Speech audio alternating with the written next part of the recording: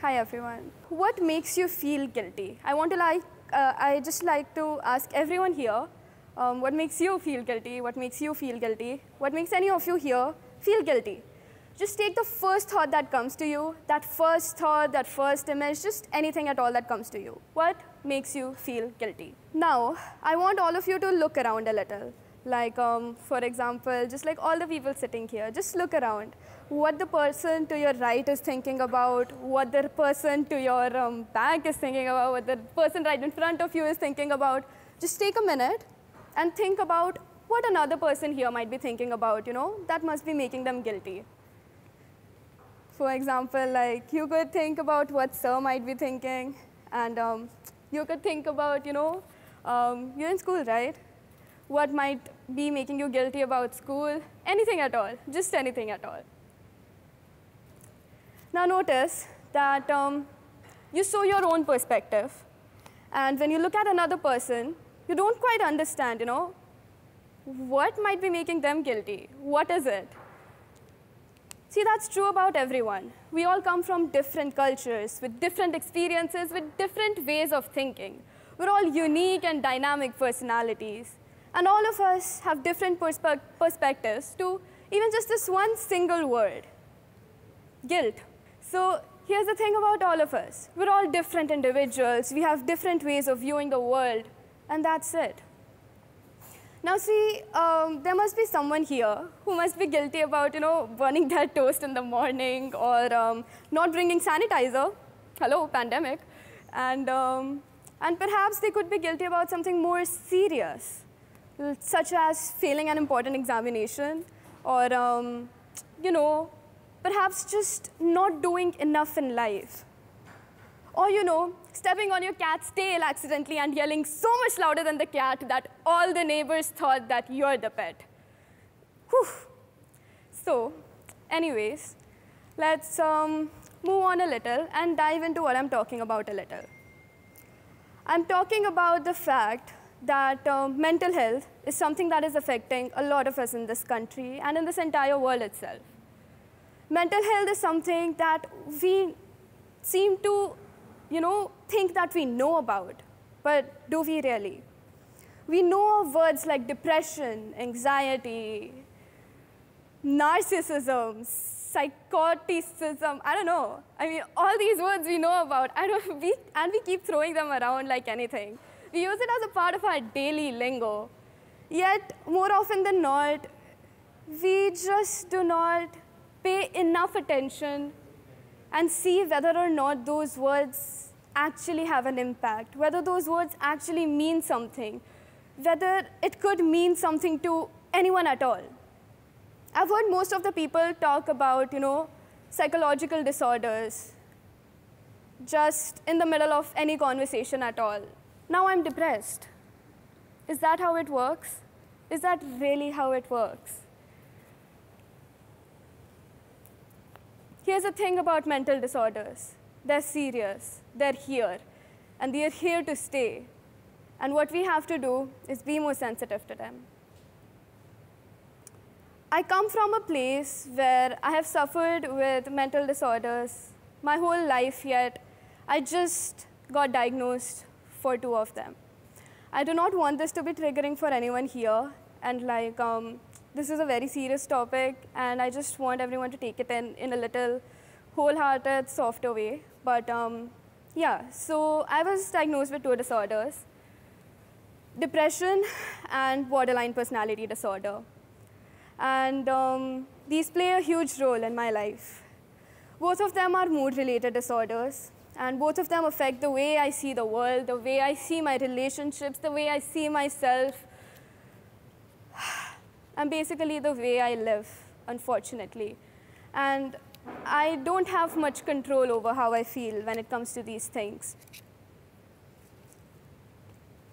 Borderline personality disorder is a disorder which leads to emotional dysregulation problems, which creates a lot of abandonment issues in my friendships, which creates a lot of tension, a lot of anxiety about a lot of things. It has changed my group dynamics over a period of years. It's like, all my relationships, it feels like there's this one force controlling my relationships, and it's this disorder.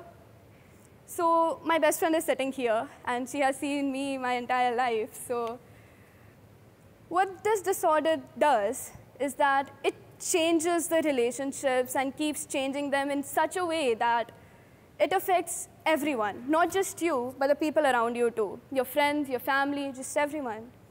And I know that for me, there is no gray, you understand? There is only black and white. There are only extremes. Either this person is bad, or this person is perfect, or this is an ideal person, this is a pathetic person.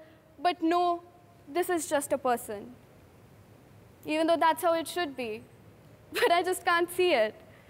One day, one of my friends is a little rude to me. Like, she'll just talk to me in a rude tone, and I'll just start hating them entirely.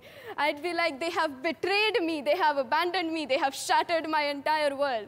And I would do my best to cut them off. But here's the thing, do I need to cut them off? Aren't they my people? Why should I be feeling abandoned? Why should I be feeling betrayed? Why should I be feeling all these things when these are just the most perfect people to exist in the world? Why do I start hating them? And it's painful because this is my reality. I cannot fit into groups because let us assume that any of you here is sitting in a group, in a circle, and there's just one person that you do not like. All right, you don't like them. But, for me, it's like I don't like them. And that is the only thing that is the center of my entire universe right now. My hate for this one particular person, rather than being in a group full of amazing, beautiful minds. And my only focus is the one person who was rude to me this one time. Now I want to talk about what is healthy and what is unhealthy. I gave you my example. And I just want you guys to come back to the guilt example a little. So guilt is just a word, right? But it comes with a certain sense of heaviness. What makes you feel guilty? Something that happened in the past. All right. We're going to work harder next time. We're going to do much better. See, we all feel emotions. Every emotion has levels. But nothing is, bad or good or invalid or inadequate. Emotions are just emotions. They just vary from person to person, And when it comes to emotions, though, what they can be are not bad or good. They can be healthy or unhealthy. See, an emotion is healthy when it doesn't wrap your entire life around itself, when it doesn't surround you with itself, when it doesn't take control of your life. But when it starts taking control of your life, when it starts slowing your process, when it starts pulling you down, that is when it's unhealthy. Be it being happy, be it being sad, be it being angry, be it being elated, all of these emotions have a potential to be healthy and a potential to be unhealthy. Let's say you're giving an examination, and you're nervous about it. You're supposed to be nervous about it. How else would you study it? How else would you study for it? How else would you go and give the examination without the anxiety regarding it?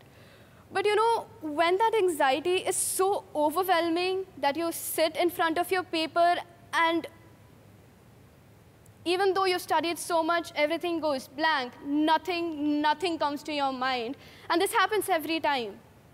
That's when it's problematic. That's when it's, messing you up. That's when it's coming in your way and pulling you down.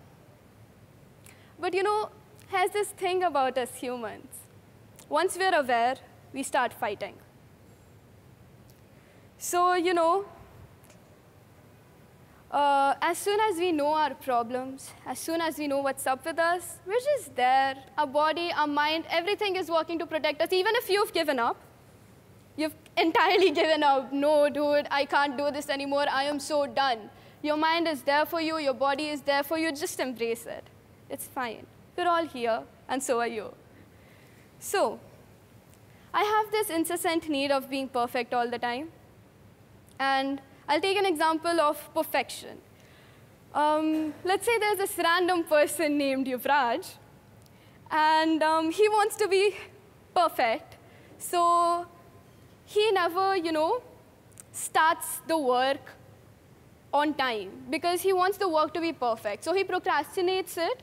He takes a long time before doing it because he wants to be perfect, right? What I'm saying is that this thought is overwhelming. It's pulling you down. It's taking you a step back. It's making you feel like caged in a way. It's stopping you from achieving whatever you want to achieve to the fullest. And that's just how it works. But there's another side to it. This same thought of procrastinating until the very last moment. It could be healthy for some people too. Some people can take it in a very, very different way. Some people can take it in a way that, it's fine, I'm just procrastinating. Like, I'm giving myself the time to, think of all these ideas in my head, and that last-minute anxiety, that's what's going to give me the pump. So that's how it works. For some people, the same thought can be healthy. The same thought can be unhealthy. But it doesn't mean that they're invalid, you see. It doesn't mean that you're wrong. It doesn't mean that you're a pathetic person. It does not mean that you're a bad person. It just means that you just need a little help. You just need some time. You just need to, help yourself. Helping yourself, of course, is one of the hardest things to do. Going up to a person and talking about your vulnerabilities, being open to yourself about your vulnerabilities.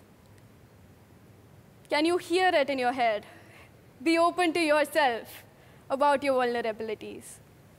The second you're aware, the second you start being aware of the things that are holding you back, you start fighting them, as I said earlier. You just start fighting them. It's just as simple as being aware, and then you're fighting. The thoughts and behaviors that seem to be controlling you can be taken control of. You can take control of everything that comes in your way at all times. However, you don't always need to. It's fine. Just lay back, step back, let the body, let the mind relax. It's fine. It's all right to reach out. There's this magical thing about taking interventions. You don't have to be down bad or like in this deep hole to want to take control. It could, just be a detour in your way that you might just want to work through, or, just this little thing which is bothering you at this moment of time, or maybe you've just lost your way a little, right? And you can come back. But do you need to do it on your own? You don't. We have this squad of people waiting for you, like this entire squad. The psychologists, the therapists, the counselors, we're all here to protect us. There's nothing wrong about reaching out.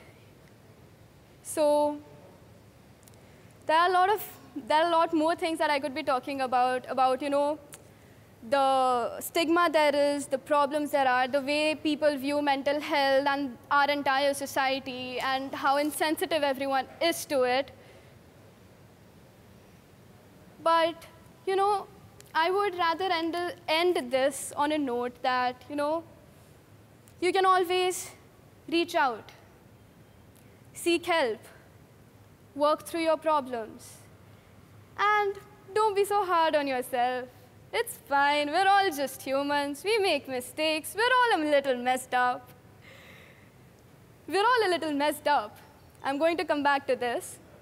Here's a quote that I want to, take from the series Modern Love, if anyone has watched it. And so here it goes. If they propose you with the question, are you willing to work with me? All of me, the good, the bad, and the mad.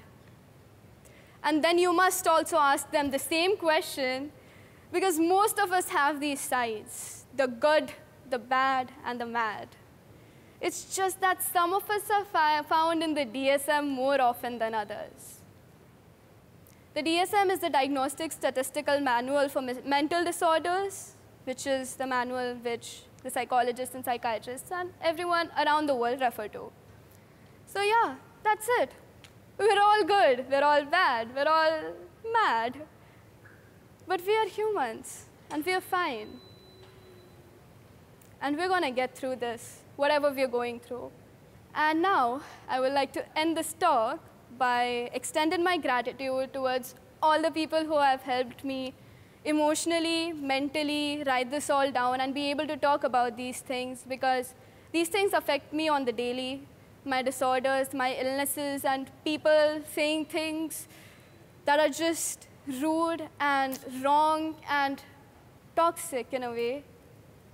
But here I am, standing in front of all of you, telling my story, a little bit of my story.